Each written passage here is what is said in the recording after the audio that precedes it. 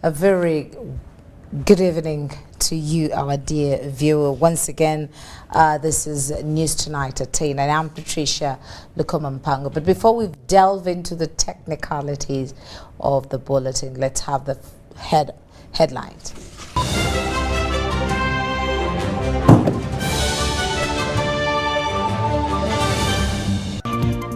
Stories tonight. President Museveni meets delegates from Tanzania discussing cooperation in the energy sector. Court holds Minister Kitutu's trial to first determine the application of torture. And with PDM, Crispus Kionga wants PDM beneficiaries. Uganda ladies volleyball team ready to shine at Africa Volleyball Championship.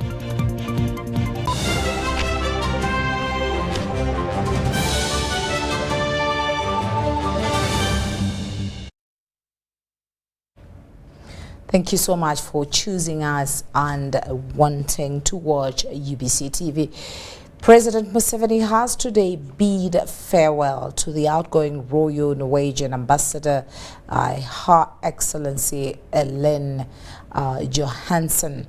The brief event took place at State House in Entebbe. The outgoing ambassador has concluded her 5-year tour of duty in Uganda.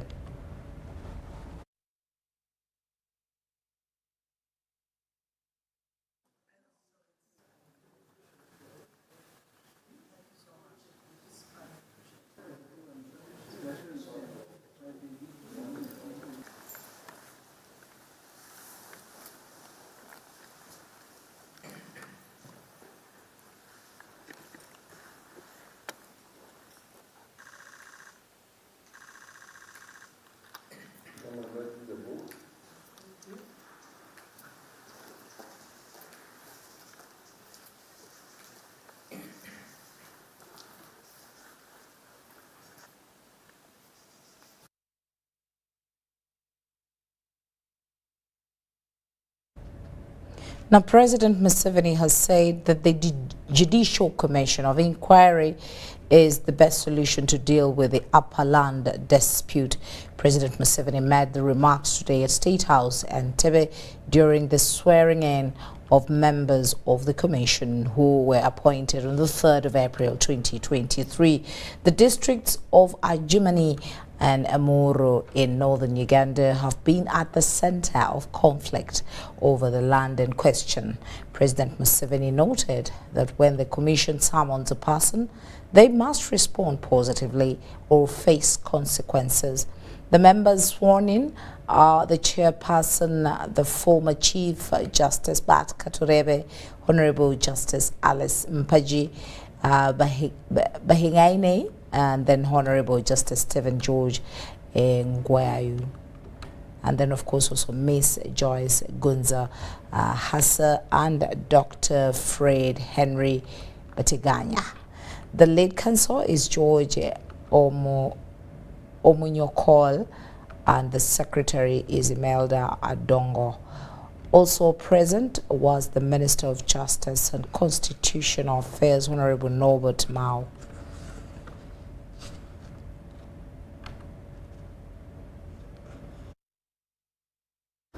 What I can say without, I'm sure, without causing controversy, is that where the power issue is now, the best medicine is a Judicial Commission of Inquiry. Why? It is because all other efforts, people play around with us.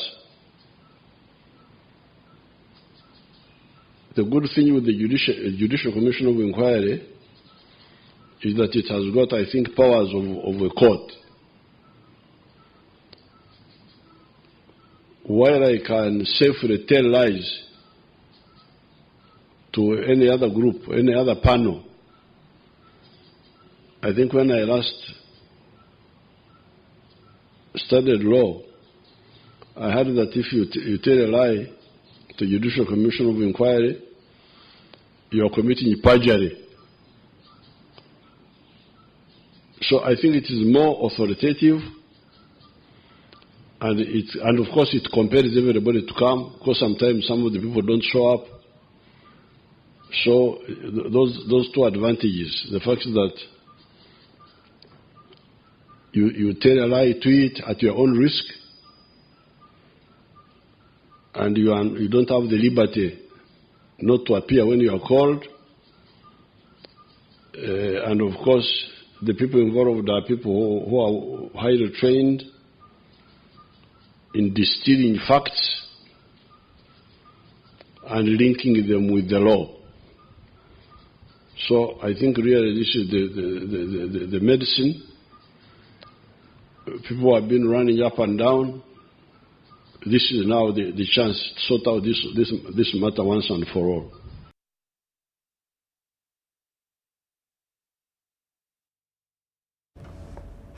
The Anti-Corruption Court has halted the trial in which Karamoja Affairs Minister Mary Goreti Kitutu Kimono is facing offences of causing loss of public property after her alleged involvement in the diversion of iron sheets meant for Karamoja region. Lady Justice Jane Akur Kajuga, in doing so, said there is need to first determine the application filed by Kitutu of halting the trials, citing torture and human rights violation inflicted on her while in police custody. Is it possible that a witness may be nervous knowing that he is being broadcast live? The Anti-Corruption High Court in Kololo is still proceeding with the hearing of the case, where Minister for Karamoja Affairs Mary Goreti Kitutu is facing offences of loss of public property, where she mismanaged iron sheets meant for Karamoja region. Minister Kitutu appeared in court together with her accused persons, her brother Michael Naboya and her personal assistant Joshua Baho. However, Minister Kitutu filed an application challenging the Attorney General on grounds that she was tortured while in police custody, where she was allegedly denied food and water for 3 days, hence violating her rights. She further told court that the process leading to her arrest by the Uganda Police Force, the interrogation by the Parliamentary Presidential Affairs Committee, and other state institutions subjected her to torture, cruel, inhuman and degrading treatment during the course of investigations against her. With this, Minister Kitutu wants court to dismiss all the charges against her following the torture inflicted on her. Following Kitutu's submissions, her lawyers led by Jude Byamukama asked court to halt the trial pending the determination of this application filed against the Attorney General. However, prosecution led by Jonathan Mwaganya objected to the application on grounds that the question of human rights violations could have been raised before the commencement of the trial. He further added that the application is not yet fixed and it's not even clear which court or trial court will hear and determine the same, since it's a civil matter. However, in her ruling, Justice Okuo granted the defense lawyers' prayers and halted the trial, saying that she's aware of Kitutu's application and it's before her, based on matters of fundamental human rights, which should be attended to first. As I said earlier, this court has not been precluded from staying the proceedings even if that application in review but not being voted. Of course, there will be other issues to grounds to satisfy, but even if that has been allotted elsewhere, once the issue is raised, with that said, I therefore allow the application to stay. As I said, I have no discretion to do otherwise. I will therefore proceed to fix miscellaneous application 53 of 2023 hearing and determine it first. She has thus fixed the application for hearing on September 19, 2023, with orders that the main case will continue coming for mention until the application is determined. The main case is fixed for September 14, 2023. Rebecca Natongo, UBC News. Now, Amos Kasigwe, a prosecution witness, has disclosed to the court how Tukwasiwe Jr., the director and founder of Educated Child Street Children Uganda, used to defile his own pupils and students under the disguise of promising them aid. Let's hear more in this report.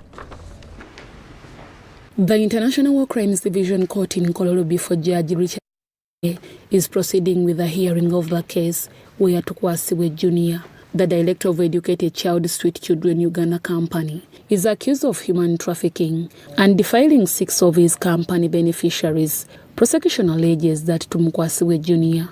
in form of giving aid to some vulnerable children in Kabale municipality, did an act of aggravated defilement against them. Prosecution witness number for Amos Kasigwe, the country director of Two Roads Foundation, told court how he got the information from the allegedly defiled children who were beneficiaries of Tukwasiwe's company. They had chased her out of school for school fees balance, and that Junior got up from his chair, pushed her against the wall and started forcefully kissing her. And she went home and told her mom that she would never ask anything again from Junior. Kasigwe adds that upon handling this case, another victim reported the same issue on how the accused Tukwasiwe Junior forcefully injected her with family planning methods so as to have sex with him. He started asking for sex from her, something she kept declining. But at one time she had a headache, she was feeling sick, and Junior offered to take her to the clinic. When they got to the clinic, she told us that she was injected with a family planning injection. Amos Kwesige contains that later they reported the case at CID. To have Tukwasiwe Junior arrested, although he managed to intimidate and corrupt some parents of the victims. Parked above the Kabale Golf Course Club, he says Junior parked the car and started asking her for sex. Judge Richard Wabire adjourned the matter until October 2023, when Tukwasiwe's lawyer Asimwe Bosco will close examine Amos Kasigwe. Deborah Namamonde, UBC News. Now, still in court, the newly sworn-in Grade 1 magistrates and registrars have been urged to adopt the alternative disputes resolution mechanisms such as mediation to ensure timely disposal of cases. It is great for one to be appointed a judicial officer. 86 Grade 1 magistrates, 1 registrar and 5 assistant registrars have taken oath of service as judicial officers in a bid to extend adequate and timely justice to Ugandans. The function was graced by the Chief Justice Alfonso Winyidolo at the Judiciary headquarters in Kampala.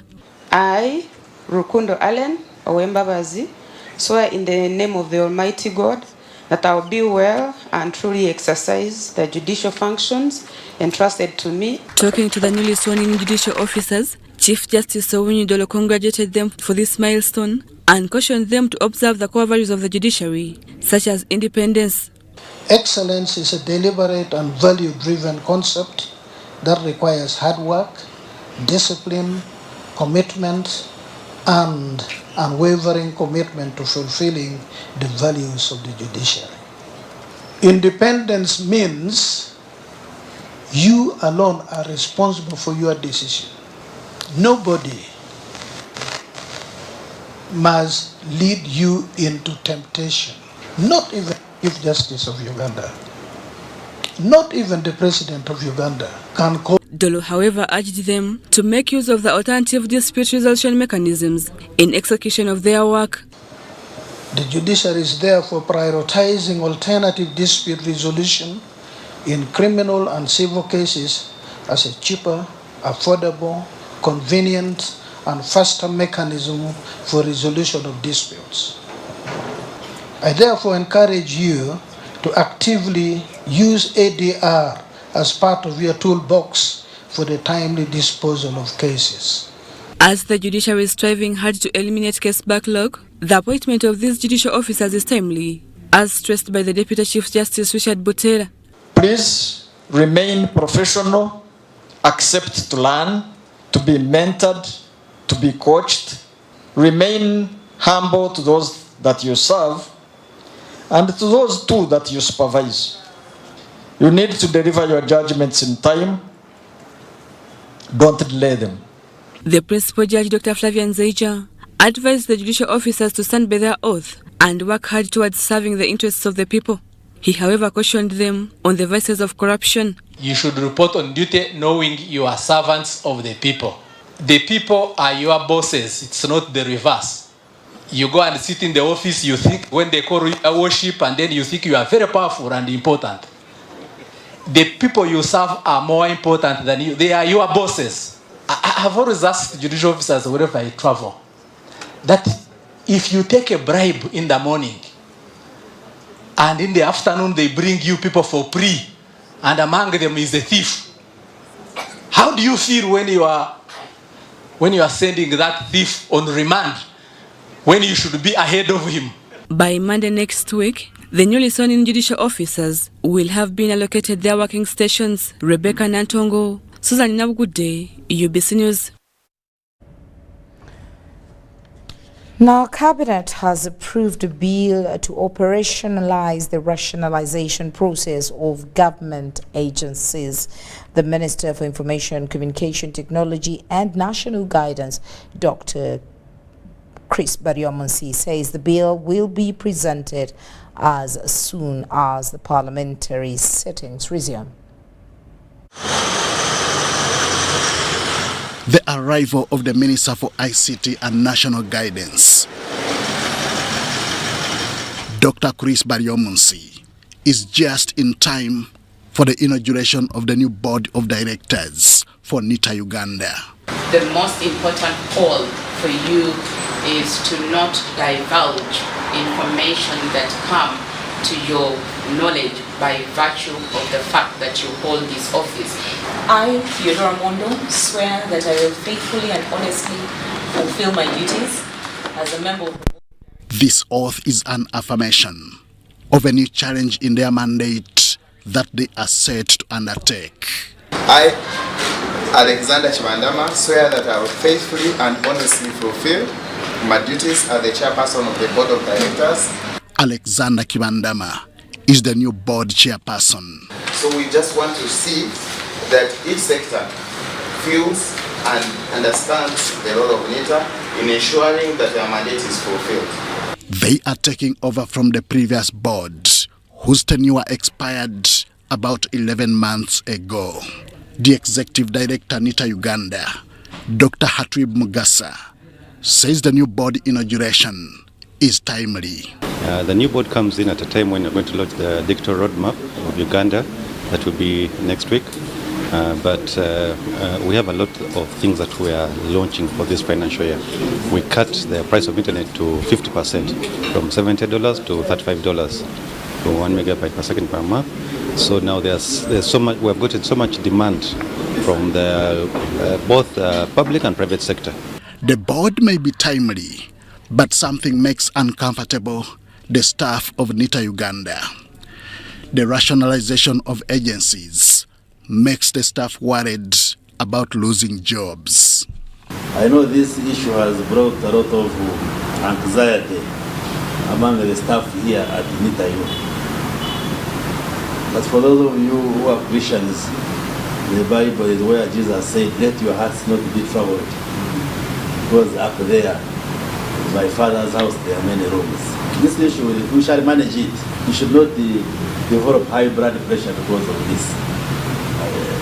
I want to give you that assurance. Just to do your work as if nothing is going to happen. Minister Baryomunsi says an omnibus bill is in the offing to lead to the rationalization process. But this is not to say the mandates and services rendered will be lost. We rationalize, but agencies do not lose their functions. The functions remain, but administratively you rearrange how the departments and agencies work together. So we expect to gain in many ways, including having huge financial savings, but also putting in place a better coordination mechanism for the public service. Baryomunsi challenges the new Nita Uganda board to drive Uganda's ICT agenda further. As a government and as a country, we are committed to ensuring that we pursue the digital transformation where we want to see Uganda join the rest of the world in putting technology and ICT at the center of whatever we do, because technology now is what drives transformation. The new board is made up of Alexander Kibandama as its chairperson, with the rest as members. Henry Okrut, UBC. Now, residents of Teso sub-region, especially those from Gora and Soroti districts, have shown commitment to support the senior presidential advisor on special operations, General Muhoozi Kainerugaba, in talent development and fighting corruption, among other things. These commitments have been forwarded to the MK movement team that's currently mobilizing for Muhoozi's visit to the region early next week.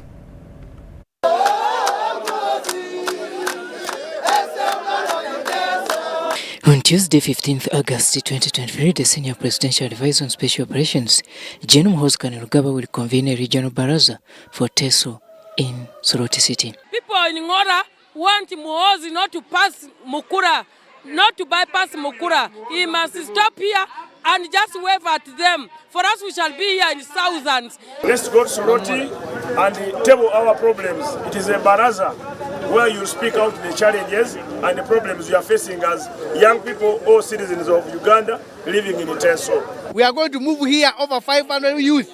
We are going to move on foot to go and receive Muhoozi MK from Mukura. Under this line, preparations to receive the first son in the area are steaming up.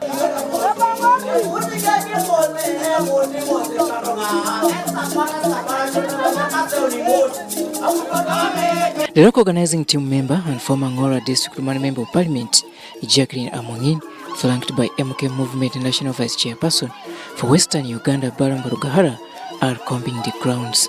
And we are working out on mobilizing people as an advance team, making preparation for the incoming of our chairman of MK Movement, General Muhoozi Kainerugaba, who will be arriving in Teso on Monday. We expect him to arrive at 11 in Bukedia, where he will address a rally in Bukedia. Then he will proceed to Kumi municipality, where he will make a stopover. Then he will stop over here at Mukura on the way to Teso. Even when MK wants to be a president, there is no president. There is no problem. He's a bona fide citizen of Uganda. He's the son of the soil. He's a land person. And for me, I welcome. This is his time to change and transform Uganda. The old and all the women are ready to support Muhoozi, including even a grasshopper. For locals in Teso sub-region, especially in Ngora district, they are seeing hope in the Foster's tour in the sub-region. People in Teso believe that General Muhoozi can do better even for the development of Teso when he's entrusted to be the president, because his father has demonstrated that he did very well, and we have the capacity. We have the belief that General Muhoozi will be a better president. In terms of sponsorships, foreign sponsorships, national sponsorships, sponsorships on merit, our students here do not get a chance. Now Muhoozi and his movement have come.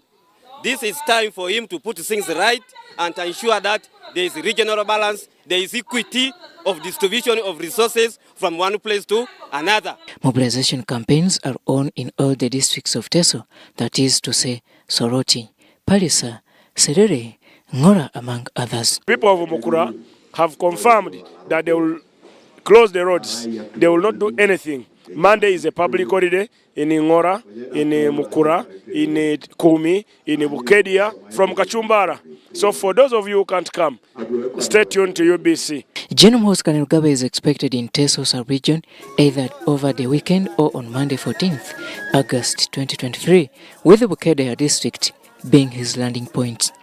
Robert Onyango, UBC News. Now, the Ministry of Health has rallied all Ugandans to embrace self-care activities as a strategy to reduce the burden of congestion in health facilities. According to Dr. Charles Olaro, the ministry has already tested the self-care guideline in Mukono and will be launched soon for the public. The Ministry of Health has called upon the public to prioritize self-care as part of their everyday routines in order to reduce disease burdens that lead to congestion in hospitals. According to Dr. Charles Olaro, the public should take keen interest on control of their health and wellness and also embrace exercising and aerobics. So it really looks at all those activities which will promote, prevent diseases, and so that it makes you free from ill health. And because when it does that, definitely you don't spend money. So instead of having very long queues in the health facility, if people manage themselves, then they will remain healthy. He says self-care can help reduce the burden on the congested health facilities. The ministry has already tested the self-care guidelines in Mukono and is expected to be launched soon as an effort to integrate self-care practices within the existing health system. Government definitely will continue with the guidelines, set standards, because even if we have to have self-care, but it still has to remain safe. According to the Ministry of Health, the burden of non-communicable diseases like cardiovascular disease has been on an increase, especially due to lack of self-care. It is not only limited to the exercise. It has issues with the menstrual hygiene. It has issues of preventing teenage pregnancies. It has issues of how do they prevent HIV infection in themselves. So if our theme is talking about sexual reproductive health, we are actually saying we have to protect our girls from unintended pregnancies. And also with the pilot we did in Mukono district, one of the key challenges that was registered is the challenge of stock out for self-care commodities. So we need to make sure that we strengthen at that area. And tools and frameworks to facilitate the implementation. State Minister for Primary Education Dr. Joyce Moriko Kaduchu recently traversed schools in Dokolo District, emphasizing promotion of the well-being among learners. And they are taking personal responsibility of their health. We want to tell the parents, drink clean water, eat balanced diet, go and test for cancer, test for diabetes, screen for cervical cancer, cancer of the prostate. This is all about self-care, so that you are aware of your body.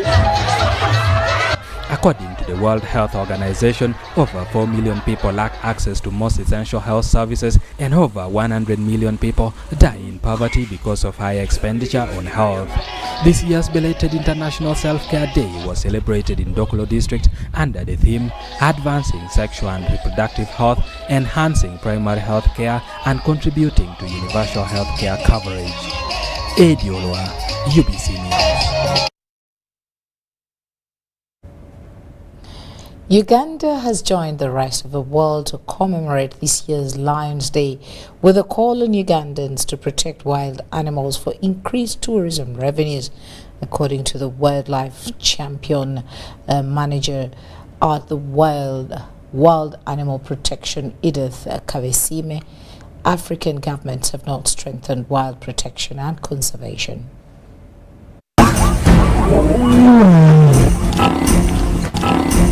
The mighty lion, the king of the jungle's pride, is reducing day by day. Human activity on the natural biodiversity and climate change are part of the major causes. There's a lot of encroachment into the habitat for some of this wildlife, whereby people, because of poor land use policy, people are encroaching into the habitat where some of these lions are, or within their migratory corridor. Yeah, actually the roar for me is a symbol of their strength, is a symbol of their resilience, and especially when they're in captivity, it is an alarm, a call for requesting to be released so that they can really enjoy their wild. Yeah. According to Gladys Chaka, stage name Moonlight Owl, the plight of lions makes her labor day and night to come up with different poems to educate Ugandans. It takes time to research, really, and that has to come with not only you being passionate about your art and having the talent, but studying about the things that you're writing for. This was part of the activities to mark this year's Lion Day, held under the theme End Wild Animal Captivity. The day was characterized by performances in remembrance of the King of the Jungle, with many artists and students teaming up at the National Cultural Center in Kampala. A charity case on National Geographic Channel. Their prides are not filled with pride but fear. Of men and women, little ones with pictures and images running in our minds like movies. The wildlife campaign manager at the Wild Animal Protection, Edith Kabesime, is worried that the population of lions is likely to dwindle more if Uganda does not strengthen measures to protect them. We have around a couple of lions, a few in Queen Elizabeth, less than 100, because some 4 or 5 years ago we killed almost 5% of our lions. All these savannas, national parks and the game reserves, they are basically empty. Kabesime is irked further by the increasing number of animal zoos on the African continent, saying these have greatly contributed to the abuse of animal rights. Zoos such as the Uganda Wildlife Education Center are important places for where those animals can receive treatment and they can be their health can be restored, their welfare can be restored. And that is very important. But when zoos become commercial, that their main objective is to exploit wild animals, then we speak against them. According to the International Union for Conservation of Nature, the number of lions in Uganda is currently about 210, with the entire African population at less than 20,000 lions. Animal rights advocates say Uganda lion population is worryingly too low and that it is against the law of nature for nations like Uganda to support importation of these wild beasts. These lions, those genes escape into the so-called the brown lions, the normal lions. Then here we are having what we call gene pollution. So, and of course that can have repercussions in terms of, we are not sure what that can cause to the other populations. Dennis Igoa and Douglas Setumba for UBC News. Thank you, Dennis Sigoa and Douglas Setumba. Now, the Kasese District Interim Chairperson, Dr. Crispus Kionga, has called upon the people of Kasese to continue embracing the Parish Development Model Program in order to improve their household incomes. Kionga reminded them to utilize the money for its targeted purposes to address the intended problem. Let's hear more in this report. All parishes, 215 of them in Kasese, have received the first installment of PDM money, which is 109 million. All the parishes. Kasese District NRM Chairperson Dr. Crispus Kionga has called upon the people of Kasese to avoid misusing the parish development model funds. Kionga called upon the beneficiaries to put the money to its intended use. PDM, as an NRM government initiative, is in addition to the Emyoga, which came before. The Emyoga, in each constituency, we received not less than 540 million. Kionga has warned the PDM officials from Rwenzori sub-region who have been cited in acts of corruption. Some officials are asking for bribes. This is really very bad. Your work, you the official, either government official or elected person, we are in those positions to work for the people, not to exploit them. Some PDM beneficiaries in Bundibujo district have been faulted for misusing the PDM money. That PDM money is a loan, but interest-free, in accordance to the guidance by Chairman President Museveni. The LC3 chairperson, Kagugu sub-county in Bundibujo district, David Masereka, says, as leaders, they are working hard to ensure that the mindset change component is enhanced among the PDM beneficiaries. They told me I was moving around, said, LDC, how many prisons are you going to build? And after 2 years, we shall be in elections. Well, you arrest us when you are in elections. Parish Development Model is an initiative that was introduced to address the issue of poverty and enhance household incomes.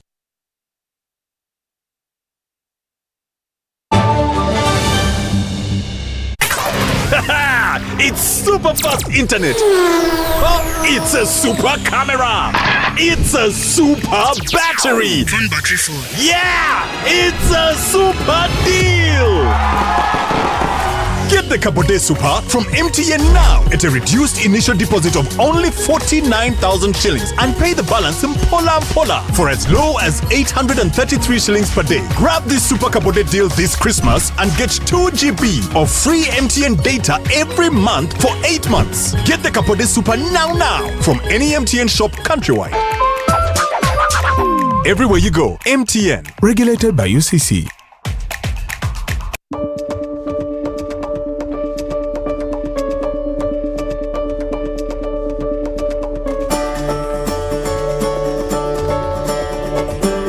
The drilling of development and production wells for the Kingfisher project in Kikube district started in January 2023, while the delivery and assembly of the 3 drilling rigs for the Tilenga project is ongoing. Enabling infrastructure works for the other required facilities, including the central processing facilities, well pads, flow lines and camps, remain on course. The produced resources will be commercialized via the East Africa crude oil pipeline, which will run from Uganda to Tanzania, and the 60,000 barrels of oil per day Uganda refinery project, which will be constructed in Hoima. These projects are bringing investment of $15 billion into the country. The Petroleum Authority of Uganda, creating lasting value in Uganda's oil journey.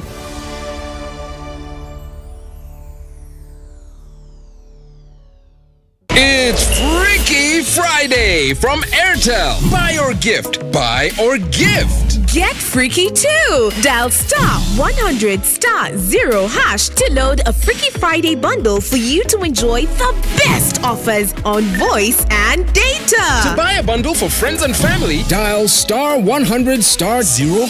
Freaky Friday with Airtel. Buy or gift a bundle today. Dial *100*0# to get started. Airtel, a reason to imagine. Junko. Yo. What you go? Check the shopping, man. What's your secret? Haven't you heard of the Parish Development Model PDM? Yes, I did, but I thought it was just a talk. No, it is real. I and a few friends together formed a circle, accessed money from the PDM, invested in a poultry project, and now things are moving. Junko. I thought I was one of your friends. You are. But you left me behind. I didn't leave you in poverty. What you do, just visit your LC2 chairperson and your parish chief and start the process of economic transformation. Just like that. The Parish Development Model is an initiative from the government of Uganda through the Ministry of Local Government designed to transform all lives of Ugandans for the better.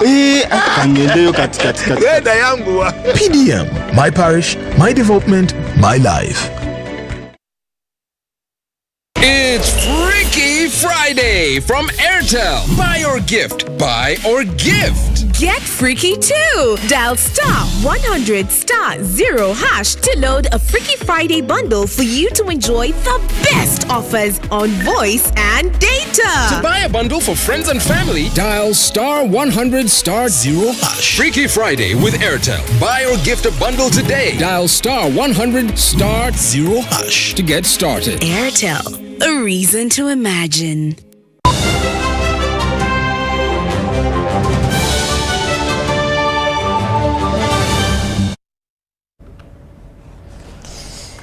Well, thank you so much for keeping it with us here on UBC TV as we step into the world of sports. The Uganda ladies volleyball team is bracing for the upcoming African Volleyball Championship in Cameroon. The team is holding its daily training sessions at the International School of Uganda under the watchful eye of their head coach, Tony Lakoni. Almost 16 years since the last appearance, Uganda's national women's volleyball team will next week return to the African Volleyball Championships. The team that departs on Sunday is in camp at the International School of Uganda Lubowa under veteran coach Tony Lakoni, assisted by former national team stalwart Mariam Nakamanya.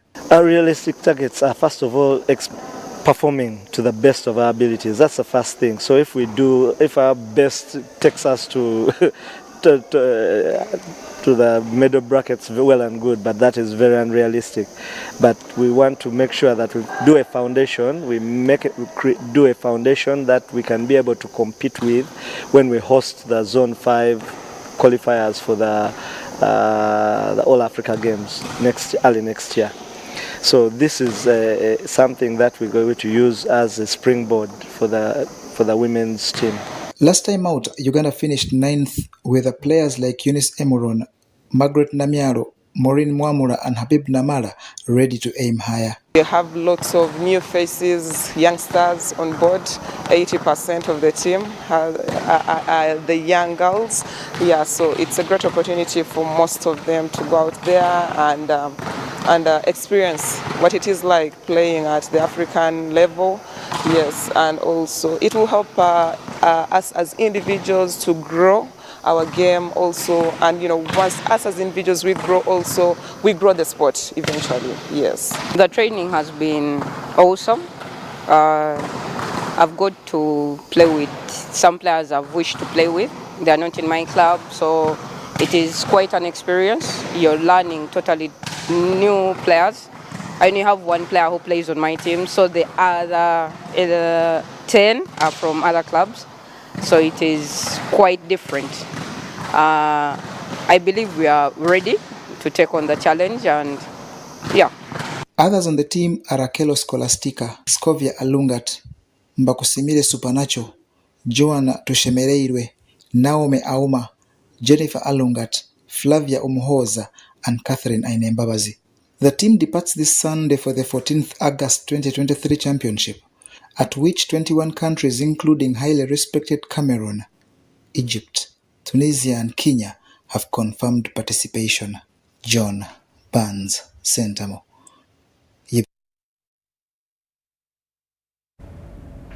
Now, in the area of finance and sports, after the shock victory against City Oilers and Deja University, Angels basketball team has received an extended 60 million shillings support from Housing Finance Bank.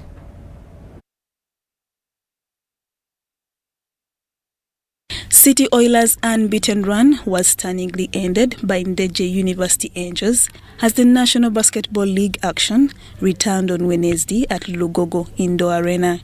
Ndeje won a thrilling game of 88-80 to down the Oilers, who had won their opening 17 league games this season before Wednesday. It's against this background that Housing Finance Bank has come out to support Ndeje University Angels basketball team with a grant. Athletes or players on a basketball court, we as a bank believe in resilience, dedication, hard work and excellence. We have built an institution over the 56 years of our existence on these pillars that I've just mentioned. And our commitment to these ideals aligns seamlessly with the spirit of you, the Angels basketball team. This isn't just about financial support, but rather a statement of passion for success to drive the players on the team to achieve their goals and also fight challenges. And we are pursuing an agenda on sustainability, which is really a belief in ensuring that we live a world of the future where, those who come after us will be able to survive. And therefore, we believe that you, our youth, are part of this future and this country's future. So what better way to empower the youth, if not partner in the thing that they love the most, and that is sports. And I believe our partnership will yield more fruits because this is just the beginning. Ndeje, who have won 6 of their last 16 games, return to action against our saviour this Saturday, while Oilers will face KIU Titans on August 23rd. Lydia Chomkama, UBC News.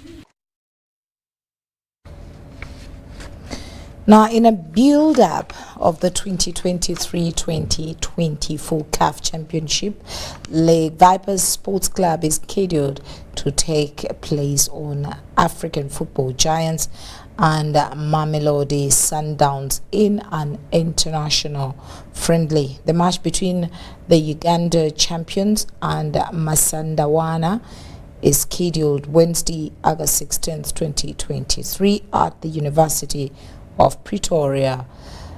It will be just 4 days before the Venoms take on Botswana outfit Jwaneng Galaxy in the first leg of the preliminary round of the CAF Champions League.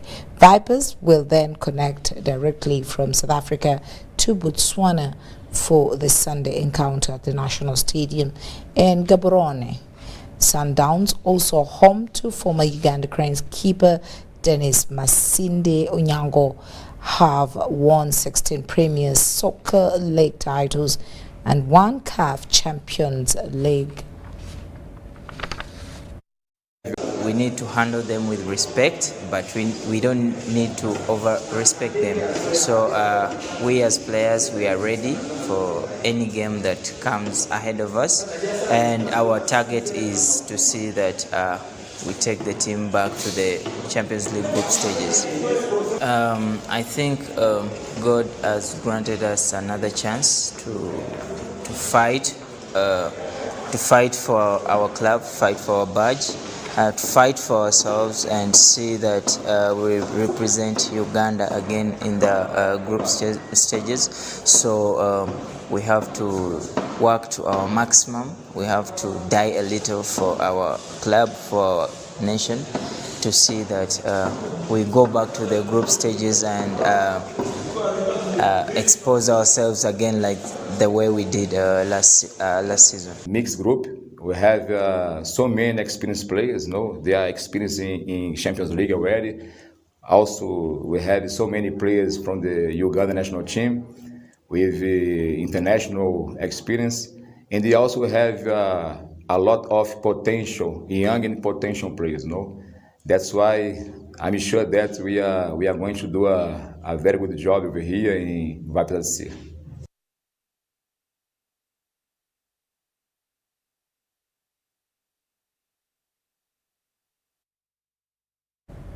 Interesting.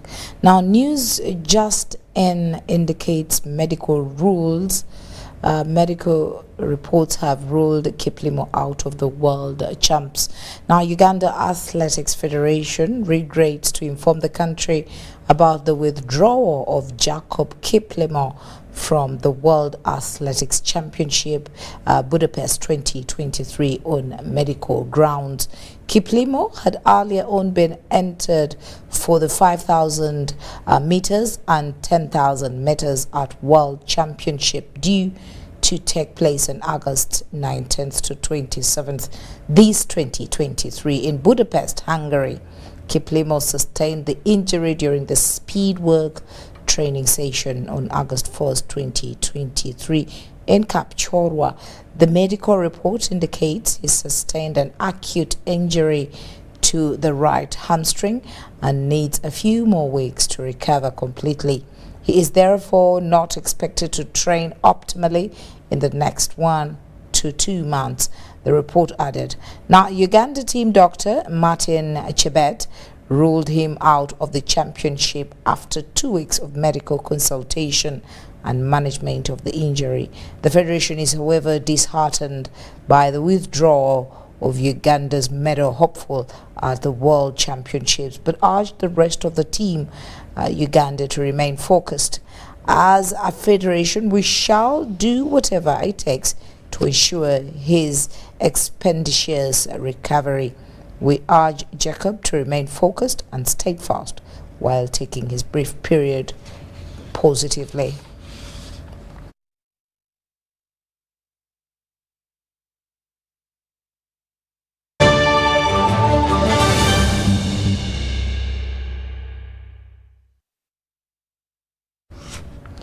Now that's all we had time for, but before we sign out, let's have a recap on the headlines.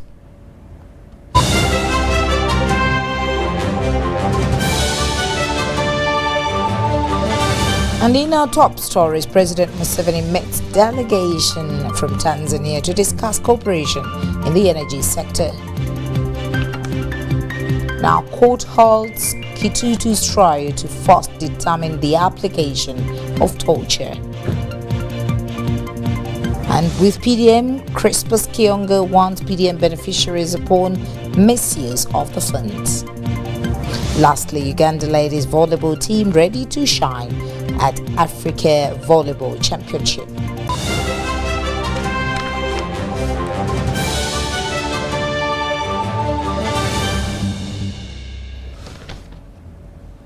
Thank you so much for choosing us and being a part of us. We hope you have a wonderful weekend. I'm Patricia Lekomampango. A very good night to you. BBC, my name is Grace Amilu with your weather update. We are having rainfall dominating most parts of our country, though still other areas are having sunny intervals. This is due to the rainbow that is over us, being pushed with the moist winds that are coming from Congo air mass in combination with southeasterlies, bring us the rainfall that we're experiencing most of these days. Tomorrow morning, though, we expect to wake up with thunder showers dominating most parts of the central part, including our capital city, Kampala. We are seeing even thunder included in it, but otherwise the eastern part is also expected to wake up with light showers. Moving to the western stretch, we are seeing sunny intervals dominating most parts of that side, apart from Masindi, where we are seeing a pickup of light showers. The northern sector is expected to have sunny intervals dominating most parts of the Karamoja regions, including Kitutu, but the rest of the parts like Alua, Gulu, and Lila are expected to wake up with light showers. Moving into the central, during the afternoon hours, we are seeing a lot of sunny intervals in our capital city, Kampala. The rest of the area with light showers at a maximum of 31 degrees Celsius across Nakasongola and 28 in our capital city, Kampala. Going into the eastern part, we are having sunny intervals still dominating most parts of that side,